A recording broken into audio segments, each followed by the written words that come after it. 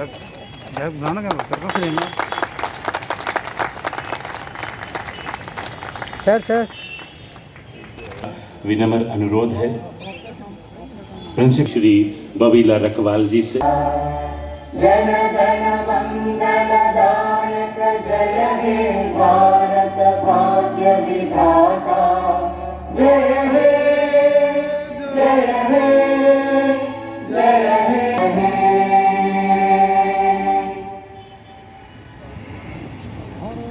माननीय अतिथियों का स्वागत सुने जोरदार तालियों के बीच शॉल भेंट करते हुए माननीय उपराज्यपाल जम्मू कश्मीर श्री मनोज सिन्हा जी को। पुनः निवेदन है धीरज गुप्ता जी से श्री चंद्र मोहन गुप्ता जी को शॉल भेंट करें। गुप्ता जी को शॉल भेंट करते हुए पुनः गुजारिश धीरज गुप्ता जी से कि वो माननीय संसद सदस्य लोकसभा श्री धीरज गुप्ता जी प्रधानमंत्री जी के नेतृत्व में देश भर में मनाने जा रही है। ऐसे स्थानों के संरक्षण के लिए भारत सरकार स्वयं काम कर रही है। जैसे आपको ध्यान होगा, अभी कलकत्ता जब प्रधानमंत्री जी गए थे, नेताजी सुभाष चंद्र बोस के नाम से जो स्मारक है जिस तरह से भारत सरकार ने बनाया, तो आज़ादी के 75वीं वर्षगांठ पर मुबारक मंडी और शेरगढ़ी जम्मू कश्मीर के भी ये दो स्मारक ठीक से विकसित हों, इसकी योजना बनी है। अभी मुकम्मल बन जाएगी तो समय सीमा भी हम आपको बता देंगे कि कब तक ये काम, लेकिन ये ऐसा काम नहीं कि 6 महीने 1 साल में हो जाएगा। ये लंबे समय तक चलने वाला काम है। 6 महीने में कुछ काम होगा, कुछ 1 साल में होगा, कुछ 1.5 साल में होगा, कुछ 2 साल में होगा। लेकिन यहाँ उसके भी विशेषज्ञ बहुत हैं, मुबारक मंडी के भी जानकार बहुत हैं। मुझे समझ में नहीं आता है, लेकिन यहाँ हर विषय के जानकार हैं। उसके लिए भी जो लोग आते हैं ऐसी आइडिया लेके आते हैं, मैं दंग रह जाता हूँ कब पढ़े थे ये। आर्कियोलॉजी के भी एक्सपर्ट हैं, हेरिटेज के भी एक्सपर्ट हैं।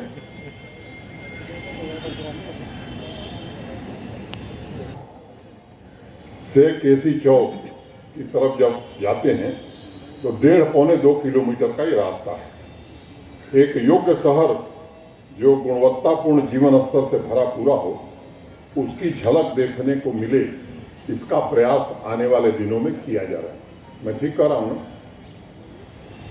एक रोड का मैंने जिक्र कर दिया ताकि ध्यान में आ जाए। बहुत सारी सड़कें हैं जिनको आने वाले दिनों में ये लोग निर्माण करेंगे। अब योजना बनाना, उसका निर्माण, दृष्टिकोण, कार्यान्वयन, कोशिश हम लोग कर रहे हैं कि इस पर थोड़ा ध्यान केंद्रित किया जाए।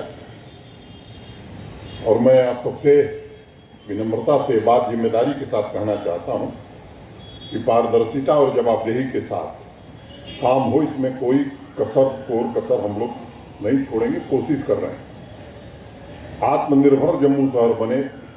देश बन रहा है तो जम्मू को भी बनना चाहिए। और सस्टेनेबल डेवलपमेंट, ये दो मुख्य ऑब्जेक्टिव अगर लेकर के हम चलेंगे तो मुझे लगता है कि निश्चित रूप से हम अपने लक्ष्य को प्राप्त कर सकेंगे। तभी रिवर फ्रंट, जू, ये ऐसी चीजें हैं, मुझे लगता है कि अनेक वर्षों से लोग सुन रहे हैं। मुझे लगता है कि अब इस परंपरा को थोड़ा हम लोग विराम देते हैं कि सुनने वाला काम बंद, करने वाला काम शुरू। इस दिशा में आगे बढ़ने की जरूरत है। जो अहमदाबाद के लोग हैं उस दिशा में भी कुछ बात आगे हुई है। एक बार जब ये हो जाए कि नहीं अब काम होने वाला है, तब मैं आपसे चर्चा करूंगा। कोशिश हम कर रहे हैं कि जल्द शुरू किया जाए। तभी रिवर फ्रंट को भी हमारे अफसरान भी मौके पर जा करके देखे भी हैं कैसे किया जाएगा, इस पर भी विचार कर रहे हैं। और इकोलॉजिकली सस्टेनेबल डेवलपमेंट कैसे होगा, ये उसमें मुख्य रूप से मैं समझता हूं कि सबसे महत्वपूर्ण विषय है। और ये इसके जानकार मनोज सिन्हा भी नहीं है, धीरज गुप्ता भी नहीं है, न चीफ सेक्रेटरी हैं। जम्मू शहर में बहुत लोग हैं, लेकिन हम खोज रहे हैं दूसरे लोगों को जो वास्तव में इसके एक्सपर्ट हैं, और वो उसी दिशा में काम करने की कोशिश हम कर रहे हैं।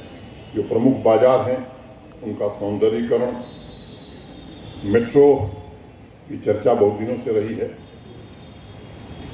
मैं आपसे निवेदन करना चाहता हूँ कि मोटे तौर पर उस परियोजना को अंतिम चरण में है, और यहाँ से स्वीकृत करके भारत सरकार को हम लोग भेज रहे हैं। 23 किलोमीटर जम्मू में और 25 किलोमीटर श्रीनगर में। ये मेट्रो अब कागजों में नहीं रहेगी, मूर्त रूप लेगी और लक्ष्य है कि 23 दिसंबर में इसे पूरा कर दिया जाएगा। साइकिल चलाने वाले इस अभियान से नहीं जुड़ेंगे। अभी नगर निगम ने एक अभियान शुरू किया है सेग्रीगेशन का, सफाई का। अब रैंकिंग में जब देश के शहरों की सूची प्रकाशित होती है, जम्मू का नाम हम देखते होंगे तो मुझे लगता है हमें भी गर्व होता होगा कि नीचे से कहाँ हम खड़े हैं। अब गर्व होता है या शर्मिंदगी होती है, हमको सोचने का विषय। लेकिन जिसमें स्वाभिमान है, मुझे लगता है उसको आज ये संकल्प लेने की जरूरत है कि नहीं, हम भी, हमारी जो जिम्मेदारी, इस शहर को स्वच्छ सब कुछ सरकार कर देगी, प्रशासन कर देगा, मैं समझता हूँ ये दुनिया में कहीं हुआ नहीं है। और इसलिए हमको निश्चित रूप से विचार करने की जरूरत है कि जो हमारी जिम्मेदारी है हम करें। केवल दूसरे पर दोष देना, साहब वो कमिश्नर नहीं कर रही है तो जीडीए के वाइस चेयरमैन नहीं कर रहे हैं तो सारे कर्मचारी ने कहा, ठीक है ये भी सुधरेंगे, लेकिन हम खुद सुधर करके अगर अपना काम करते हैं तो मुझे लगता है कि उनको भी निश्चित रूप से हम प्रेरणा देंगे कि भाई अब हम इस रास्ते पर हैं, आप भी सही रास्ते पर आइए। एक बड़ा सवाल उभरता है कि आबादी के साथ शहरों के भौतिक, सामाजिक और बुनियादी ढांचे के व्यापक विकास को कैसे आगे बढ़ाया जाए। सामान्य रूप से ज़्यादातर व्यवसायिक वर्ग के लोग शहरों में रहते हैं, नौकरी पेशा वाले लोग रहते हैं, उन्हें मूलभूत सुविधाएं कैसे उपलब्ध कराई जाएं।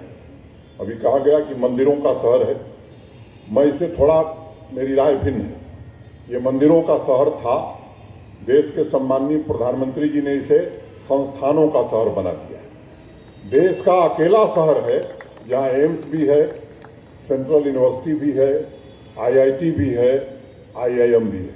हिंदुस्तान में कोई दूसरा शहर नहीं। आप दिल्ली, बम्बई, बेंगलोर, कलकत्ता, किसी शहर में ले लीजिए, ये चारों संस्थान किसी एक शहर में नहीं है। ये अकेला सौभाग्य जम्मू के लोगों को प्राप्त है। ये मैं मानता हूँ कि यह नए जम्मू की दिशा में एक कदम है। डेवलपमेंट अथॉरिटी के लोग, हमारे म्यूनिसिपल कॉरपोरेशन के लोग, धीरज गुप्ता जी, हमारे श्रमिक, हमारे इंजीनियर्स, हमारे सभी साथी जिन्होंने मेहनत से इसे पूरा किया है, मुझे लगता है कि वीडियो प्रेजेंटेशन आप सबने देखा है, मैं उसके विवरण में न जाकर के उनके प्रति आभार व्यक्त करता हूँ। अब जम्मू कश्मीर कॉमर्शियल हब कैसे बने, मुझे लगता है कि इस प्रश्न पर हम सबको मिलकर के विचार करने की जरूरत। आध्यात्मिक स्थान है और अगर शब्दों के सागर में इसे समाना हो तो मुझे लगता है कि अगर कॉमर्शियल हब हम बनाने की दिशा में आगे बढ़ते हैं, आर्थिक गतिविधियां बढ़ाने की दिशा में हम बढ़ते हैं, तो ये जो पार्किंग की सुविधा है ये आवश्यक है। शहर पर जबरदस्त दबाव पड़ रहा था, आगे भी इस विकास को कैसे आगे बढ़ाया जाए, ये प्रसन्नता का विषय है कि 2021 में जो परियोजना यहाँ प्रारंभ की गई थी उसे धीरज गुप्ता जी ने आज पूरा कर दिया है। मैं सोच रहा था और मुझे जो बताया गया कि पिछले 2-2.5 वर्षों में ही मुख्य रूप से काम हुआ है। अगर सामान्य रूप से आप जम्मू कश्मीर के बजट को देखें तो मोटा मोटी 1 लाख करोड़ रुपए का बजट है जो पिछले साल देश की संसद ने पारित किया। इस साल थोड़ा बढ़ गया है, उसके पहले 90,000 करोड़ रुपए। जब दूसरे राज्यों को हम देखते हैं और उनसे तुलना करते हैं, मैं इसलिए कहना चाहता हूं, बड़े जिम्मेदार लोग हैं, वो इस बात को आसानी से, मुझे लगता है 20 करोड़ रुपए, आबादी 12 करोड़, और ये कोई 2-3 साल में नहीं हुआ है। ये आज़ादी के बाद से ही अगर बाकी राज्यों की तुलना में जम्मू कश्मीर के बजट को देखेंगे तो 5 गुना 6 गुना बजट यहाँ मिलता रहा। अगर सरकारी कर्मचारियों को, गवर्नमेंट एम्प्लॉइज को हम देखें तो बिहार में 3.5 लाख, जम्मू कश्मीर में लगभग 5 लाख। अगर दूसरी तरफ निगाह ले जाते हैं तो रोज धरना, कि हम 3000 पर हैं, कई साल से हैं, लिख के दिया गया कि 7 साल बाद अस्थायी कर दिए जाएंगे। हम गरीब हैं, हम